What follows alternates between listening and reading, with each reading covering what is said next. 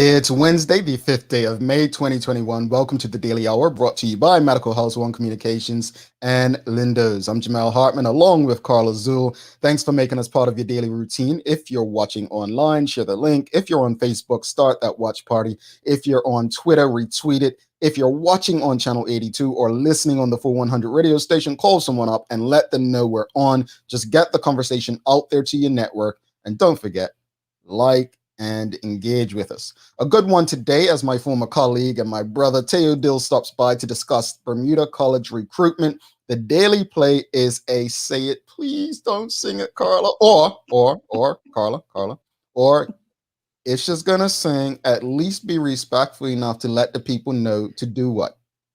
Mute the turn the volumes down. Turn your volume down, tape your windows. Like, come on, folks. I mean, we don't need evil. Nah, you know what I meant to tell you, Carla? You gave me a complex last week, you and Jackie.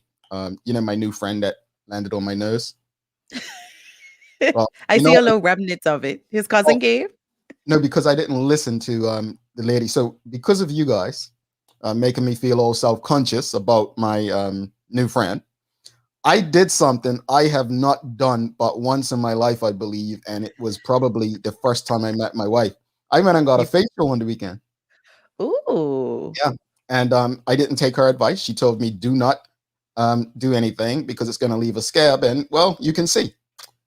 I didn't listen to the lady.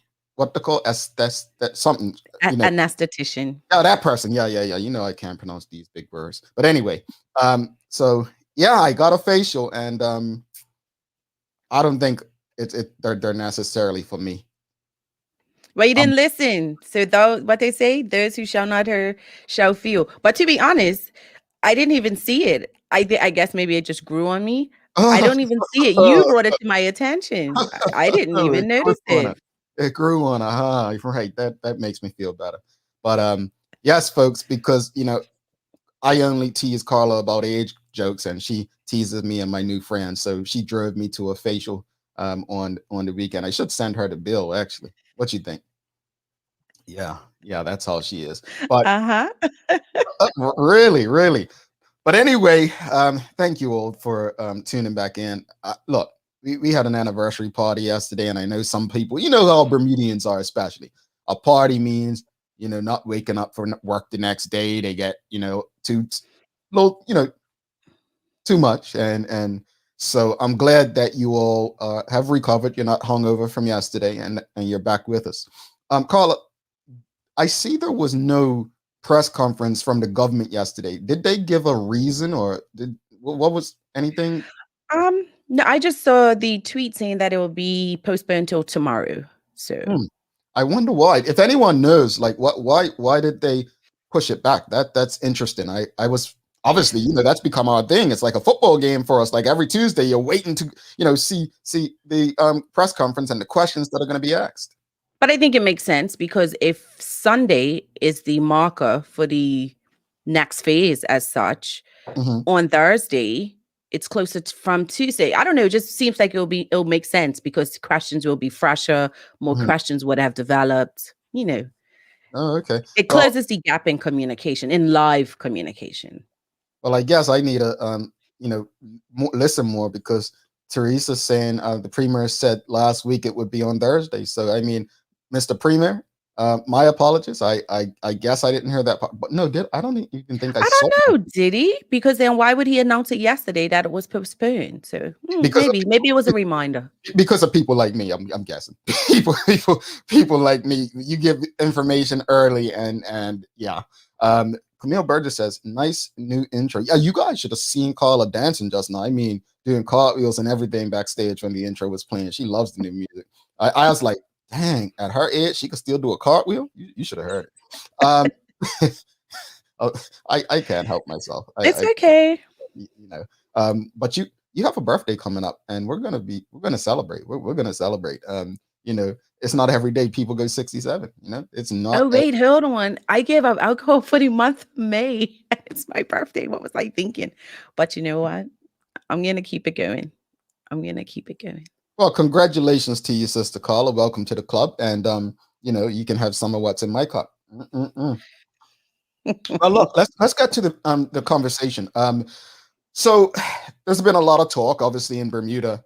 There has been discussion about vaccination passport. I remember the Minister of Health, Kim Wilson, speaking out of turn, which is what we're going to call it, because I don't want to believe she intentionally lied when she made the comments about TSA and the vaccination. IATA, sorry. I'm saying TSA, IATA, being a part of the whatever moves they're going to make. But that said, there are countries that are requiring it. There are countries that are making moves to say, you know what, if you're vaccinated, come to our place. Well, Canada, which Carla mentioned yesterday in her news, I'm not sure, everybody was probably partying so much, enjoying the show, but I definitely wanted to revisit that conversation about Canada, right? Because I think the most interesting thing to me, Carla, when I read the on Forbes.com, the Canada will require a vaccine passport for entry. The first paragraph, like sentence, really got me. A significant majority of Canadians like the idea of a vaccine passport for international travel, and it appears that their government is going to deliver a solution. Mm-hmm. That right there was interesting. And then down a little further, it says nearly 8 in 10 Canadians, 78%, agree, including 56% who strongly agree that all travelers entering Canada should be required to have a vaccine passport, according to a new. I don't know it. Ipsos. I didn't know what that was either. Yeah, I have to say the source of this survey because you've got to draw your own conclusions based on who the company is. So let's put that out there. Comparatively, a smaller majority of Americans, 71%, agree that travelers should be required to show a vaccine passport before entering the United States. Carla? I too. Yeah, go ahead. I've said it though, like people are looking at this and we put in the Bermuda context of vaccinated versus unvaccinated. And I don't feel that that's the case. We all have a choice in what we choose to participate in. And I think regardless of who we are and what side we stand on anything, there's a consequence or a result of what we choose or not choose to do. So to hear people keep talking about the vaccination versus unvaccinated, it's not that. And I'll use the example, and I don't mean any offense. I'll use the example with drugs. I choose not to do drugs. There are some people that do drugs. For some people that do, there's a consequence. I choose not to partake, so I don't have a potential consequence. Speeding, thievery, pick an issue. It's the same thing, in my opinion. Yeah. And I get you. I completely understand you.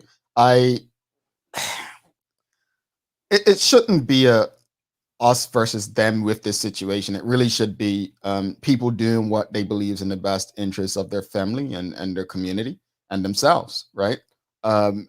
Unfortunately, there's been stigmas around vaccines for years.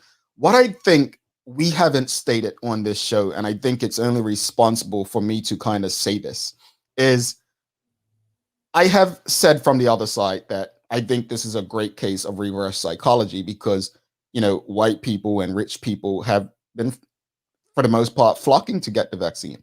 And I said, if they're getting it, it can't be that bad, right? It's like the whole Warren Buffett thing. If Warren Buffett is investing in the stock market, the golden rule is follow what he's investing in.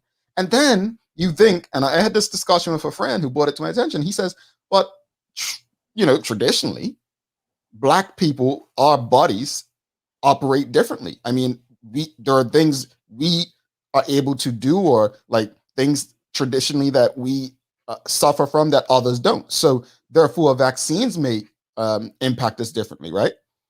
So I don't know. Wow. I'm not an expert. I'm just here to ask questions. What was that? No, I was gonna say I'm being because Mr. Witter last week outed me, right? I got the vaccine April 24th, the first shot, and it made me sick as a dog. I was sick for 48 hours, and different people had different experiences, and I was like, okay, we'll see. And boy, did I see. And I thought I was dying. I thought I felt the blood clots traveling, and my heart was pounding, like the mental part of it, because of all the conversations that I had heard surrounding it. It really got to me mentally as well. But I do think, Mal, in the Bermuda context, I think that one of the problems is that the government appears to have been pushing the vaccination is the only way out rhetoric. And I think that's where now people are feeling vaccinated versus unvaccinated. I do think it's the messaging that the government has given. Instead of saying, hey, it's a choice, they've almost forced it down people's throats. So now that, like, the 14-day after June the 6th for the quarantine and whatever, it feels like a punishment. Where I'm not an anti-vaxxer, to each his own, but I'm not going to judge you if you don't get it. So I think we're touching on something, and you and I and the audience have discussed this. It seems like a communication problem with the government, and that's not new. That's not new. I did try. I'm not sure if I did try to drop the article from Forbes in the comments. We may have to do it after the show. I am getting an error message, so you all might not be able to see it. I tried to share it on all of the platforms, but I'm getting an error message. Linda Bell says, it shows you look great. What shows? I didn't even, she said she didn't get invited to the party. Everyone got invited to the party. And we wouldn't leave you out. We see you here every day. Look, if you didn't get invited, that's because Carla took your invitation back. Whatever. You must not have wished happy birthday last year, because it's definitely not me. But no, Carla's birthday is in another 2 weeks. You're making my eyes water. You'll be having another party with Carla. Regarding the cups, so I'm going to address the mugs, right? So we did give away quite a few mugs. We only have about 50 mugs. If you want a mug, you can purchase a mug by emailing engage@thedailyhour.com. All right. That's engage@thedailyhour.com. So if you didn't want to win a mug and you'd like a mug, you can purchase a mug by simply sending us an email at engage@thedailyhour.com. Sloan Johnson, Carla. There is a demographic that is being forgotten. What about people who have had COVID and have now naturally built up the antibodies, the same antibodies that you would get from a vaccine? Did they get a certificate to say they had COVID? That's actually a conversation I had with a friend recently. Like, hold up. What about the people who've had antibodies? I had that conversation, and thanks for that, Sloan, because those are questions that probably need to be asked of the government. Seriously.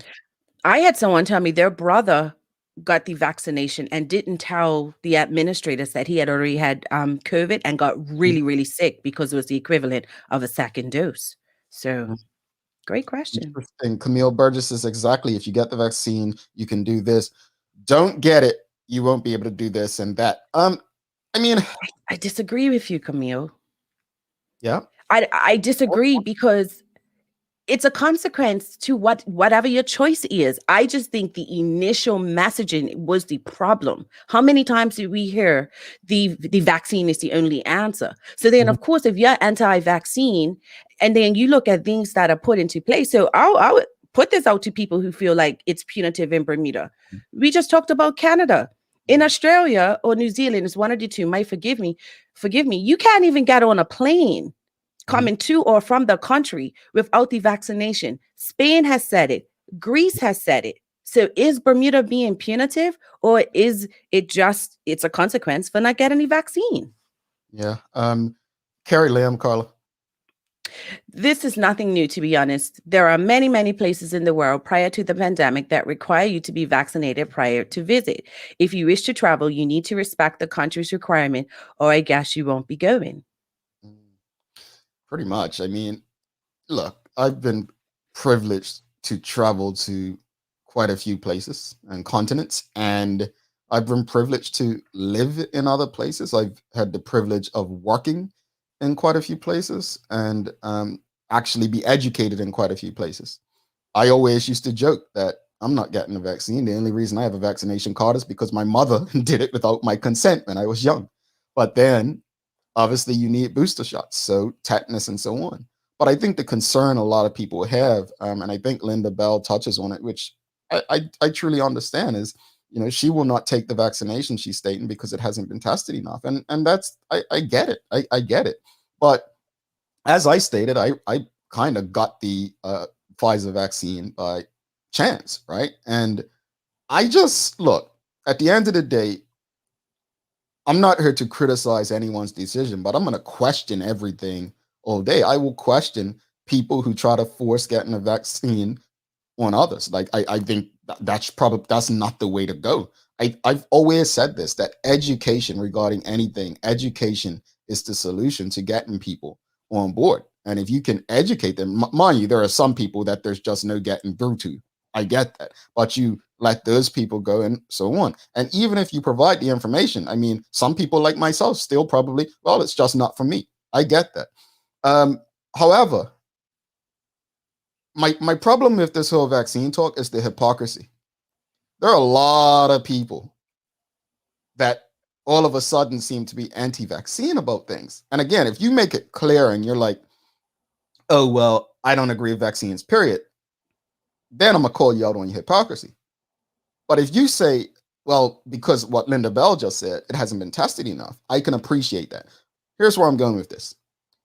The majority of Bermudians that have been to get, an institution of higher learning have gone overseas, which we're going to be trying to change with Thaao Dill today.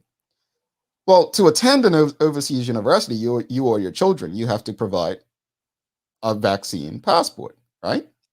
You have to show that you're, not bringing whatever into the country and that you're protected from certain things. Over the years, they've shown proof of things that have gone down because of vaccines. What I don't get is people who are out there shouting and jumping and jumping and jumping. And I'm like, but hold on. You probably got vaccinated recently, because this is how you're living. This is the space your child's living in. You just sent your child to school. I sense a lot of hypocrisy. I think, I said this last summer regarding a group. It's one thing to be loud. It's another thing to be effective. And I think this whole situation, whether it's COVID or the vaccine, has created a lot of loud people on both sides, loud people, but not very educated or effective. I said it to you all before. Research does not consist of you finding something or someone online who says what you want to hear and agrees with your positions. That's not research. Do we even collectively know how research works? Like I just said, and Thaao thankfully actually provided it to us backstage, about Ipsos, that it did the, the survey, right? It's important to understand where this information is coming from, who's behind it. But we have a community of people who love to jump to conclusions, not only jump to conclusions, but the minute we see something that agrees with our perspective, oh, we're 100% right. We're this, we're that. No, folks. It can mean you're just as stupid as the person that's providing the information. So I would encourage people, I'm sorry, Carla, I'll let you go. I would encourage people to really consider all of the information that they're reading, because even if it agrees with it, you agree with it and it aligns with you, it may just be confirming how stupid you are. Go ahead, Carla. It's just the people who don't who can't see no other way and feel like no matter what they say. So it was a voice note going around about a young lady supposed to be out here in the UK who died from the vaccination. And I said to the person, where did this come from? So anyway, thought about it and the age of the young lady, she was my daughter's age. And I said, it doesn't make sense. They said, why not? I was like, because they haven't even given the vaccination to young people yet based on the rollout. So we have to be careful of what we take as gospel because we're so caught up in what we want to believe. I said, so unless she was an essential worker, and even then her age disqualifies her, because 20-year-olds can't get it till July. But this voice note's going all around about this girl who passed away. It's irresponsible. Oh, I agree. Carla, let's get through some comments. We're a bit behind, but we're going to catch up, folks. So let's get through some. We have a lot of comments. Carla was talking so much just now, folks. I couldn't even get a word in. You know what I'm saying? I couldn't even get a word in. Let's go to Carla Jordan. Go ahead. Doesn't the government need to push the importance of the vaccine in order for Bermuda to reach herd immunity so tourists feel confident vacationing in Bermuda with their families? Renee Sherilyn Simmons says exactly, Carla, to each their own. While the backlash, vaccinated versus unvaccinated, the great divide, no one speaks about antibodies, just the vaccine, and no one speaks of alternative treatments. I think Dr. Flood has. Philip Truck, Carla. Dr. Arscott answered the antibodies question. He said, not all people's bodies react to COVID the same way. The antibodies you develop may not be the same as someone else's. Shikarina says, I was told that you had to wait 90 days after a positive COVID result before you should get the vaccine. That's interesting. I hadn't heard that one. Exactly, Carla. Bobby Singh says, in fact, Russell Coots is currently on a mandatory 14-day quarantine in New Zealand. I think that's the sailor guy, right? Baby Rock, Carla. Australian cricketers cannot travel back from India where they were playing. And that's even with testing negative. The government is not playing at all. All right. Kamiko Scotland says, also being cautious about this vaccine in particular does not mean anti-vaccine. Some people may not be comfortable at this early stage. Doesn't mean we'll never take it. I agree. It's in a trial stage. I think Dr. Seaman actually said that right here. There's a difference between time-tested vaccines and one still going through trials. I agree. And that's why I said, there are people who just don't want to get it because it's new. It's being trialed right now. And I get that. But I think going back to Carla's point on Monday, when she looked at the crowd protesting on Sunday, it was so many different arguments, so many different layers that, everyone's lumping everything into one. That said, let's go to the news break. We have Thaao waiting in the wings. My boy. Hey guys, Thaao Dill is in his house. I almost hit the commercial break. It's news break time. We'll be right back.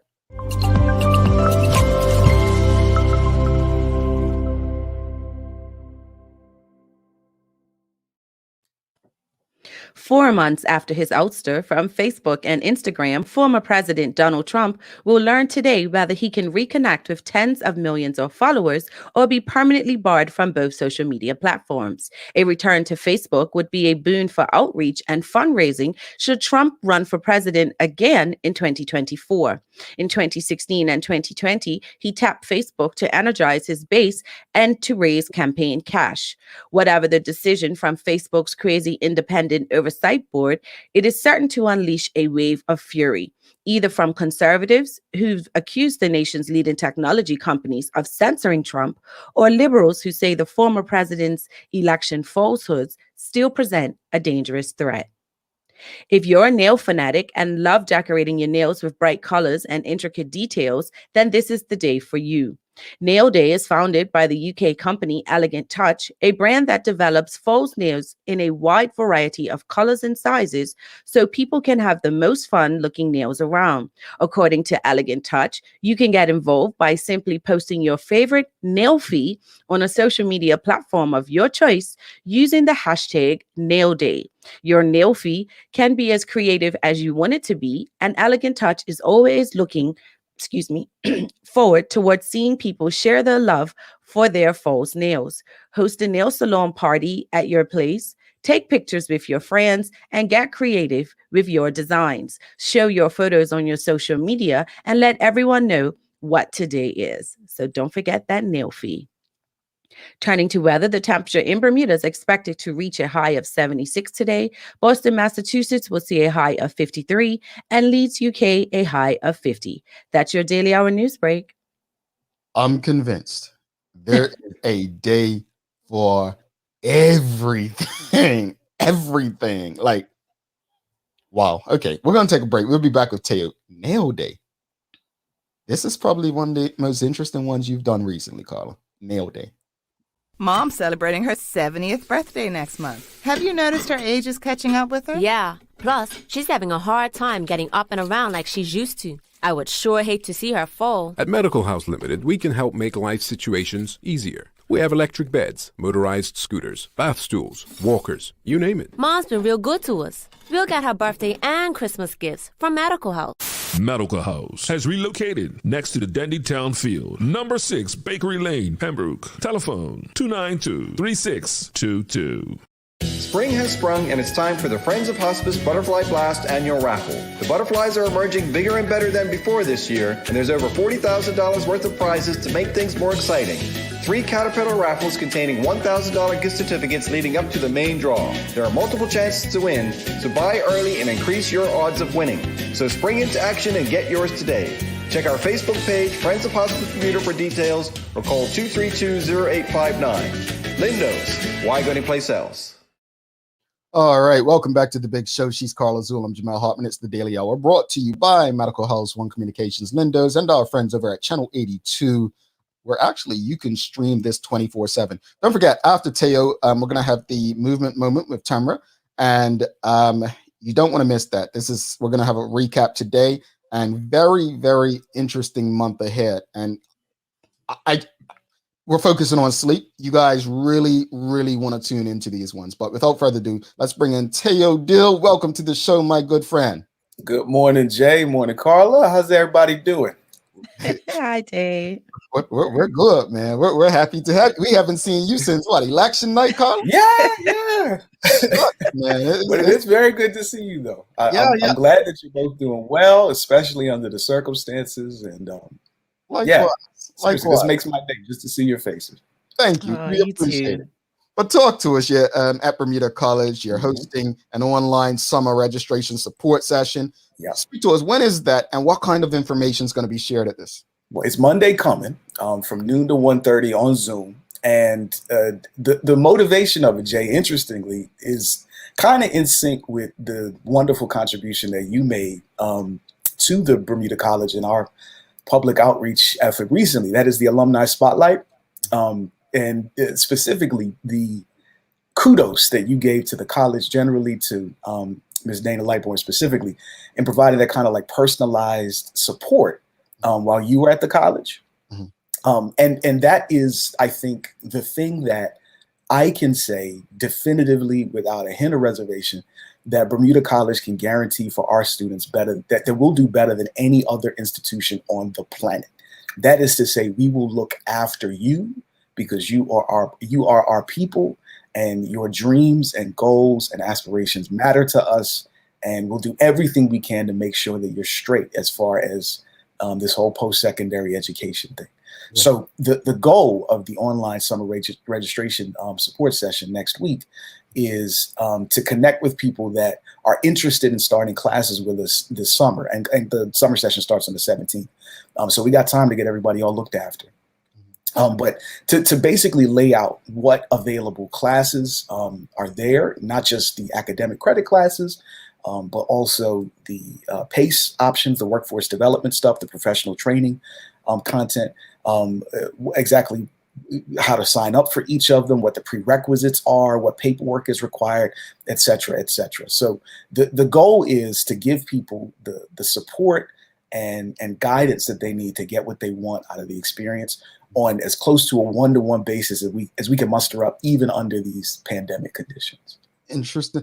You know, Thaao, and I'm glad you mentioned that, because I do speak highly of Bermuda College. Yeah, and I know. I think it's really because in hindsight, we always look back and say, man, I wish I would have da. And people, just to be clear about my story so that you understand what Thaao means, is when I graduated high school, I was only 16. Now Thaao was 14. I just had to throw that out there. That was not necessary. That's completely superfluous.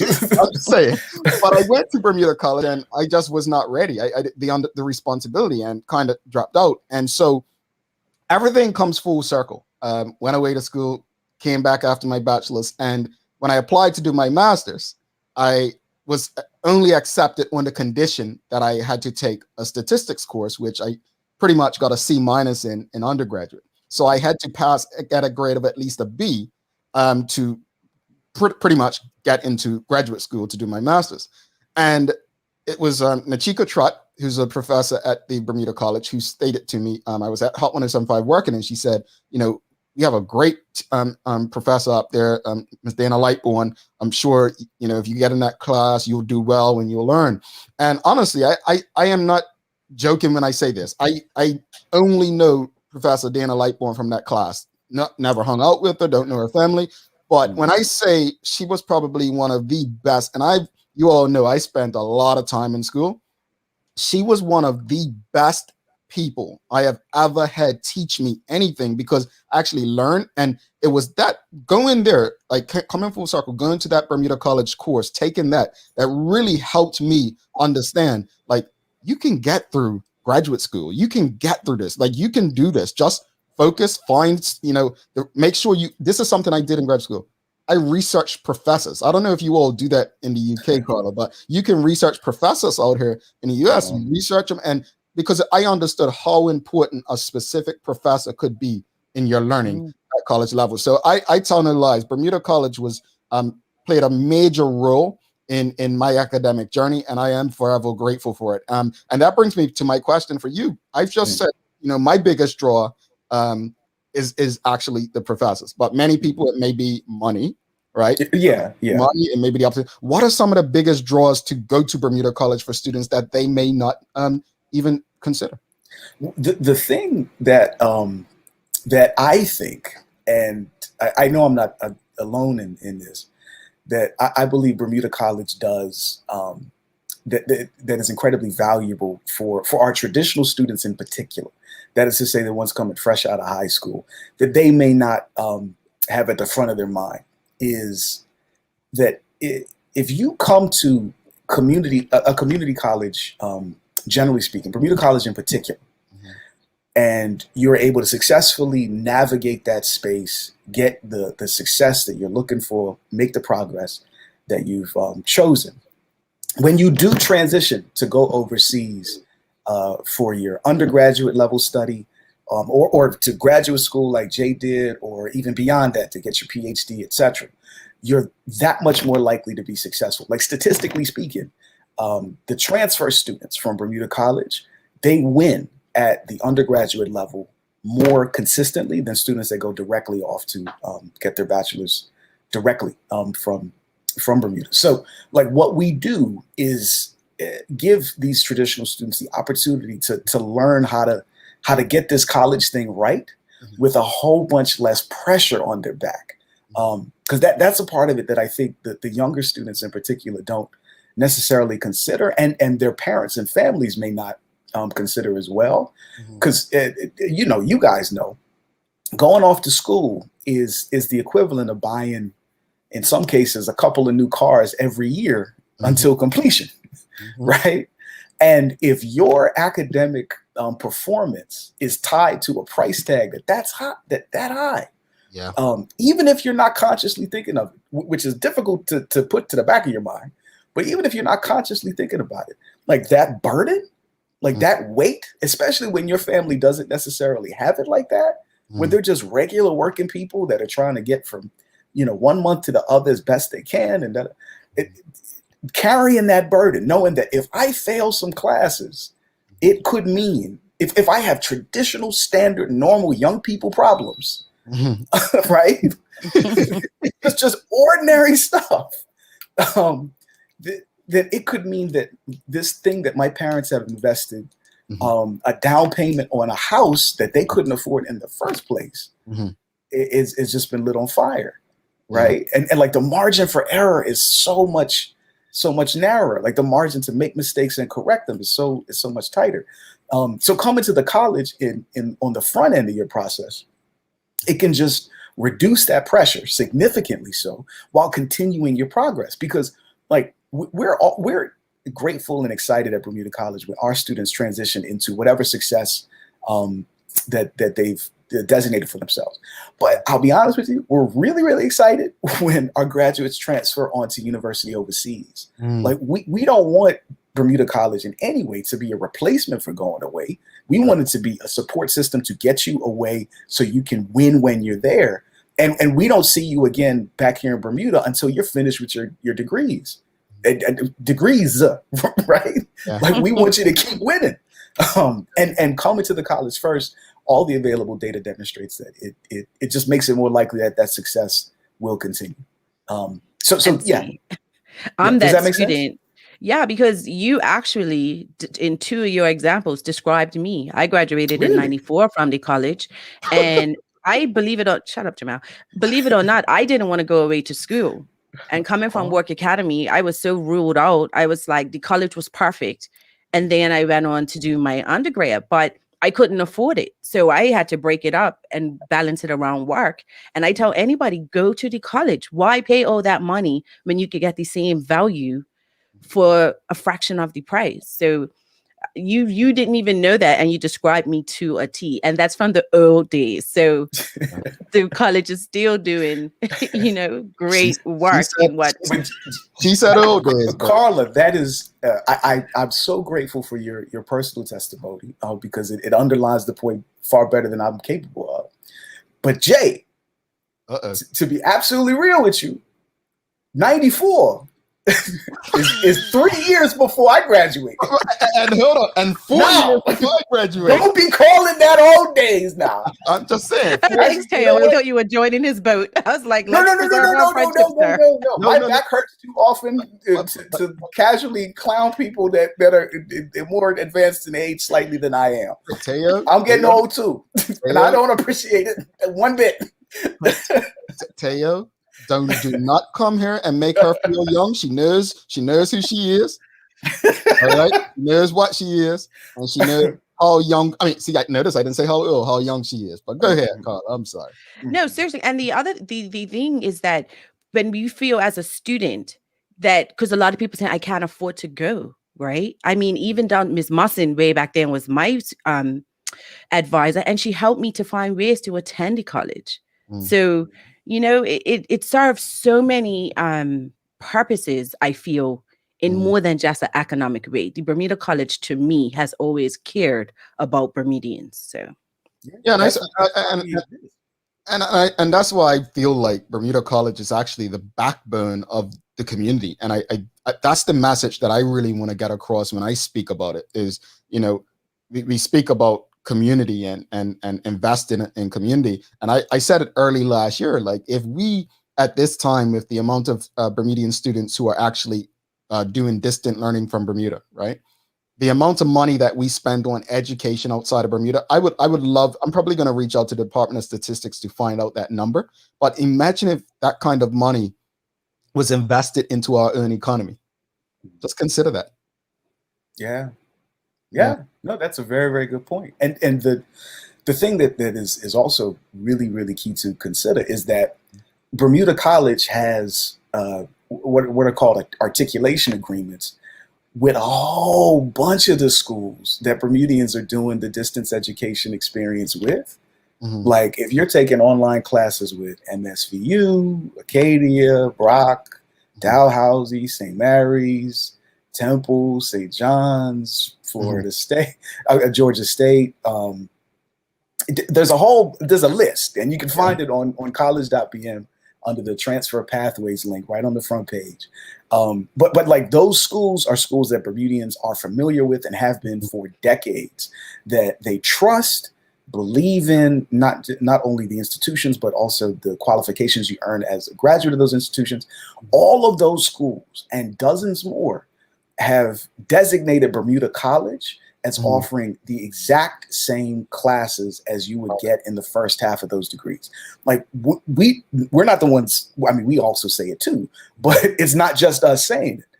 Like Dalhousie says, if you take your first year English, your first year math, your second year sociology with Bermuda College, it's the exact same as taking it at Dalhousie. And that premise applies to literally dozens of schools across North America and the Caribbean and the UK. obviously we're dealing with a pandemic right now, Thaao, right? Has the recruitment been impacted by the pandemic by any chance? It has changed the way that we engage with folks, definitely. Like, I'm sure y'all can appreciate this. And I know this isn't like unique to me or to the college, but I have done so many Zoom meetings like with students. Like just last night, I was on with one doing some like a prep session for the placement test, the CPT that many students have to take as part of their intake process at the college.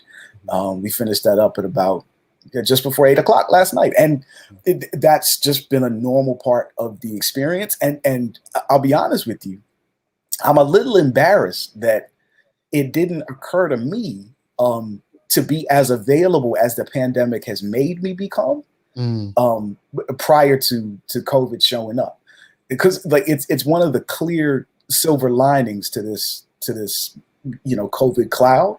What we've all had to get really creative and, most importantly, accessible in making sure that people get what they need from Bermuda College. And yeah, like that's been the biggest change. Like, just trying to figure out, look, I can't tell you come to campus.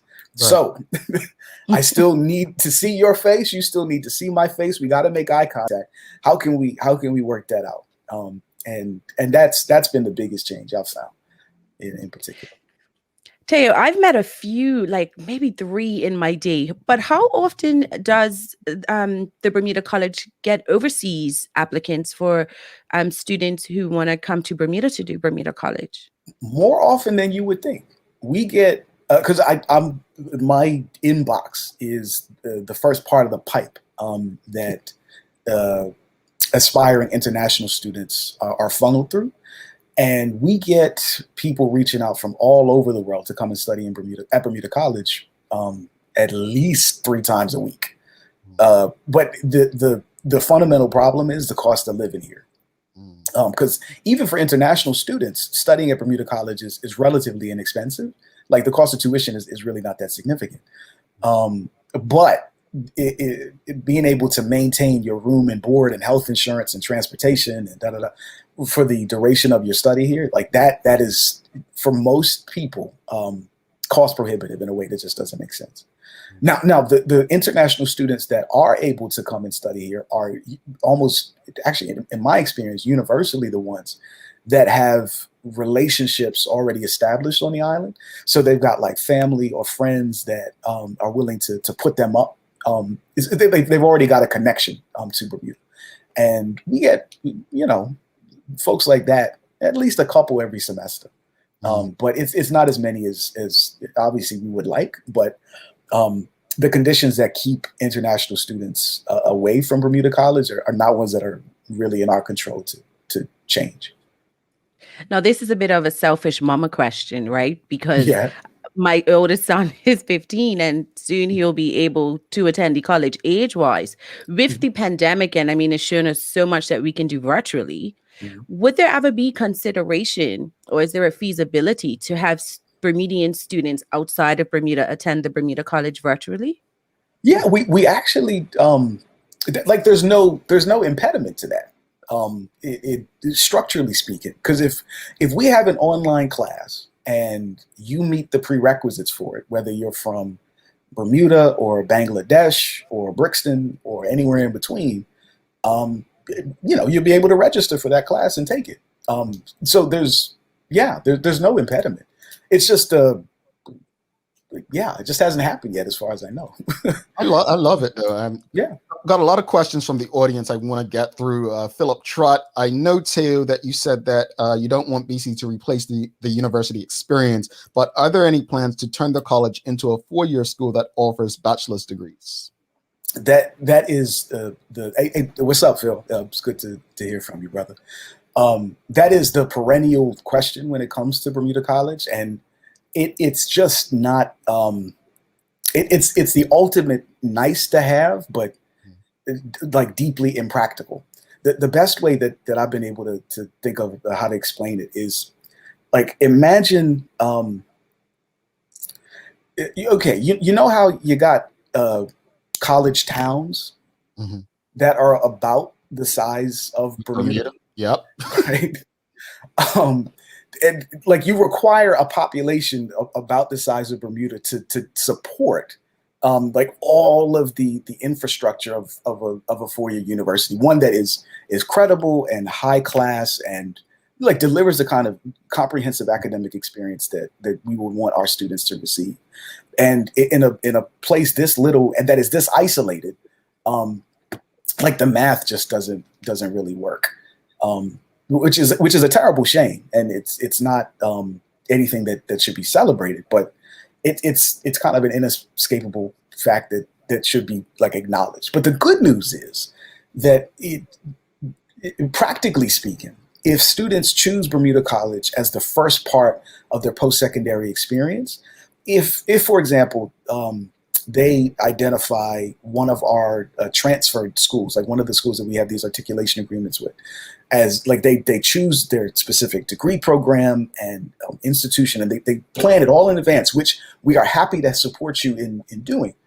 You could be taking classes at Bermuda College, but in your head, you could be like, I'm a first-year Dalhousie student, because you know that every single thing that you're taking, every credit you're earning, is contributing directly, explicitly, actively to your Dalhousie undergraduate degree. So it's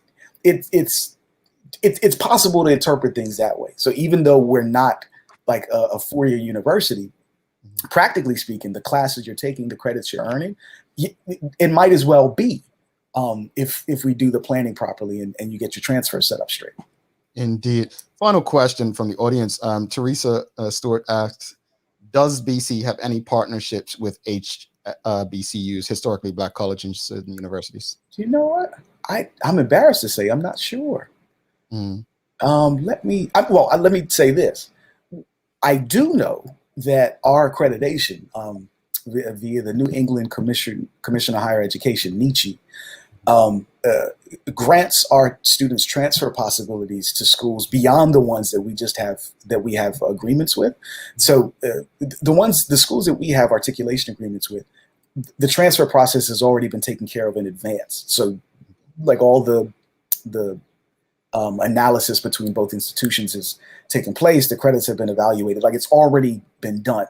But you can still transfer to any school in the States, Canada, or the Caribbean based on our accreditation. And a bunch of our students over the years have transferred to HBCUs. I can think of a couple that have gone to Spelman and like one of the smaller ones down in Georgia.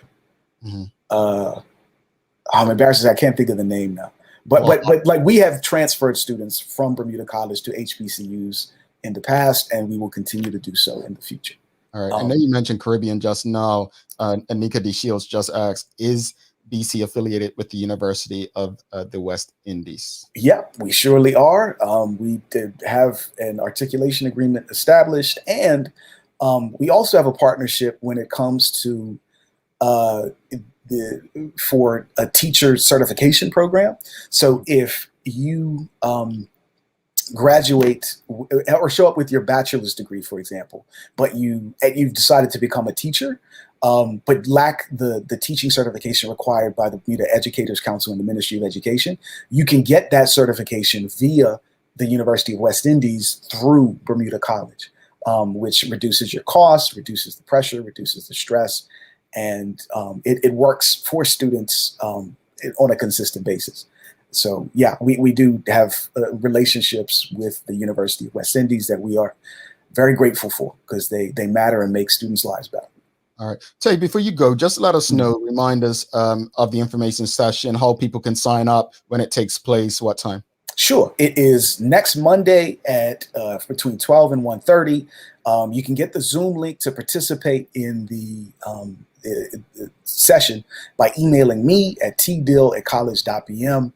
Please reach out so we can get a sense of about how many folks are showing up. And the more lead time we have on the specific numbers that are coming, the better we'll be able to customize the presentation to reflect your specific needs. Because as I think has been demonstrated by our time together on the Daily Hour with Jay and Carla, I can talk about the college for a long time in a lot of different ways.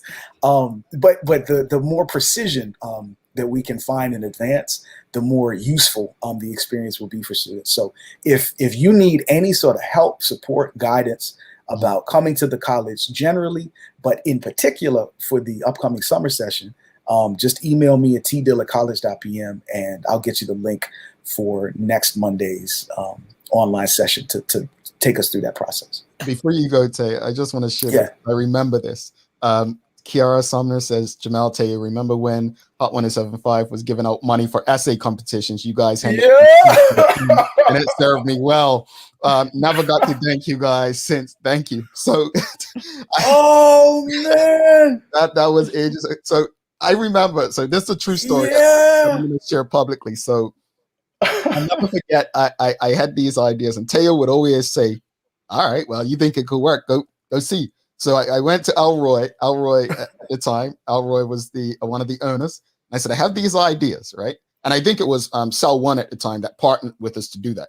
Mm-hmm. So I said, no, you're right. You're right. Yeah. It was Cell One. Okay. Yeah. So I said, I think we should focus on giving some sort of scholarship to students. It was the other idea was paying rent, and the other idea was groceries, right? Yeah. So I remember Elroy saying, nah, 2 of the 3, we can't give away all that. We just don't have it. Like, it was like, you're a giving guy, but we just don't have it. So he said, of the 3, choose 2. And I was like, well, gotta be education. And I wanted to do the right thing, but I said groceries will definitely just be the other. So Linda's partners with us at the time. Mm-hmm. Long story short, these comments years later really, really make you happy, and smile, and to know you made a difference in someone's life. So Kiara, trust me, I'm happy that we were able to contribute to your education, and I believe you're doing a lot of great things in the IB field. So thank you for remembering that. And Teo, man, those were some times. And thank you for succeeding, Miss Sumner. Like that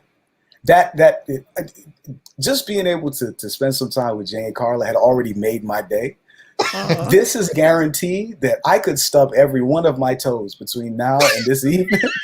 The smile's not gonna come off my face. I promise you. This is good. This is really good energy. Every one of my toes. If you stub your toe, I'm gonna laugh at you anyway. But Teo, as you should. Honestly, man, I can't thank you enough. Always appreciate you. If only we could get you out of retirement. But hey, that's another story. We're not gonna do that to you on air. Have a good one, bro. Appreciate it. Have a great one. You, man. Take care. Bye-bye. All right, we're going to take that movement moment, folks. Stick with us. After the movement moment with Tamara Donnell, we're going to do a quick daily play.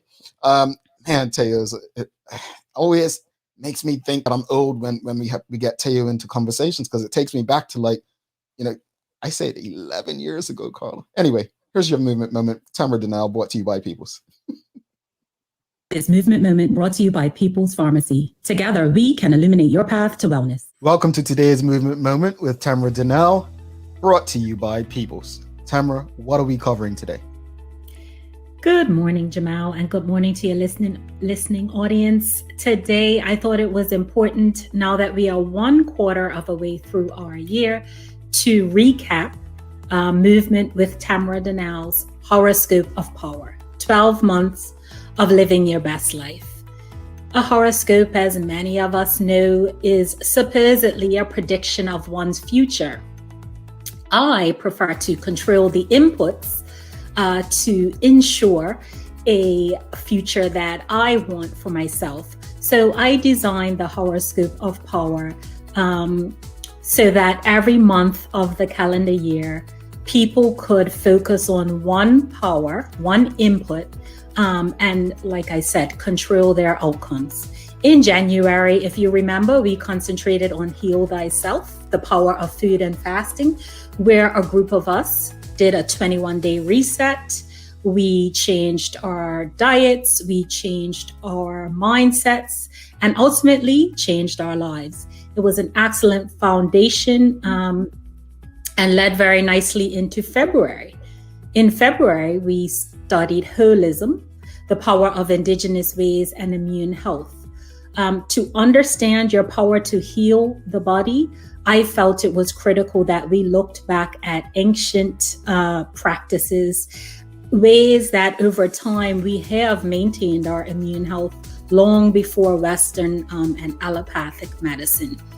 We have evolved with a powerful set of systems to right the many wrongs that happen within our body. So February was an excellent look back at how our ancestors maintained their health. In March, we moved on to happiness, the power of positivity. It's important that people have a clear understanding of our happy hormones, what impacts them, and ways to naturally boost your happy hormones. 2020, moving on into 2021 and possibly carrying over to 2022 has been quite a challenge for many people. So boosting happiness and those happy hormones, I felt, is critical to living your best life. We participated in a 14 bags and 14 days decluttering challenge because in order to have a clear and happy mind, you need to have a clear and happy space around you.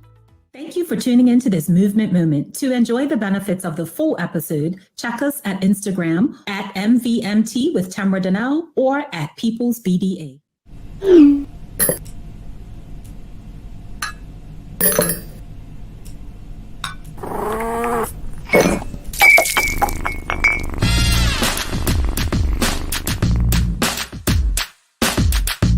Tune in to the Full 100 Radio every Tuesday through Sunday at 7 p.m. Bermuda time as we bring you the love, romance, sexiness with nighttime jams only on your station for conversations and entertainment. The Full 100 Radio. Download the app available for Android and Apple devices.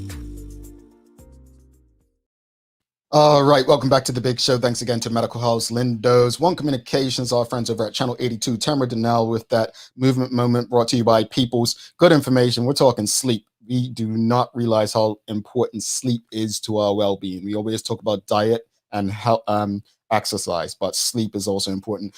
If you enjoyed that conversation, found it helpful with Thaao Dill today, please make sure you give us a thumbs up, a like, a love. Let us know what you thought in the comments. Carla, you ready for your daily play? I am. It's very easy. Just think. Don't think too deep.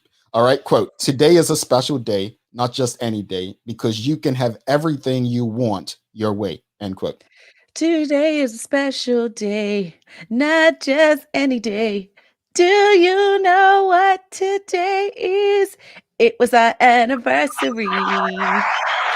Tomorrow with me and Jackie. No, asking you things that I can't even remember. Oh, Tony. Yeah, you got it. I was like, I'm gonna set her up so good. She better not mess this up, boy. I said she better not mess this up. I would have been embarrassed. It was. Now that would have been one of your biggest ones right there, Carla. What are your thoughts on today's show? Obviously, you're a Bermuda College graduate. I encourage any and everyone who has a young person. There's no rush to go overseas. Let them find themselves at the Bermuda College. And I just love how it's evolved, the college itself. It's an excellent institution for learning. Yeah, indeed. Honestly, I'm a big fan. Again, try not to live with regrets, but all I can do is try to educate and help those coming behind me. But Bermuda College is worth everything that Thaao mentioned. It's value for money. Daily inspiration, Carla. We need some inspiration after that singing. Woo. Windows cracked and everything. If something is important enough, even if the odds are stacked against you, you should still do it. Elon Musk. I like that one. Any final words for the audience? It's our anniversary. Oh, week. We're still celebrating, folks. Don't forget, if you want a mug, just hit us up. I saw some emails come through while we were on air. Engage at thedailyhour.com. We are selling the mugs, so hit us up. We will be selling them. We would love for you all to be, having one with us. Look, here's the thing. Jackie and Carla are going to get mugs, but if you can get a mug before them, yeah, exactly. Anyway. I just love doing this to them. Thanks again to our partners, Medical House, One Communications, and Linda's for ensuring that we're able to do this with you. As always, we appreciate you, we love you, and we thank you for making us part of your daily routine. If all goes well, we'll be back to do this again with you tomorrow. She's Carla Azul. I'm Jamel Hartman. My friends, make it a great day. Cheers.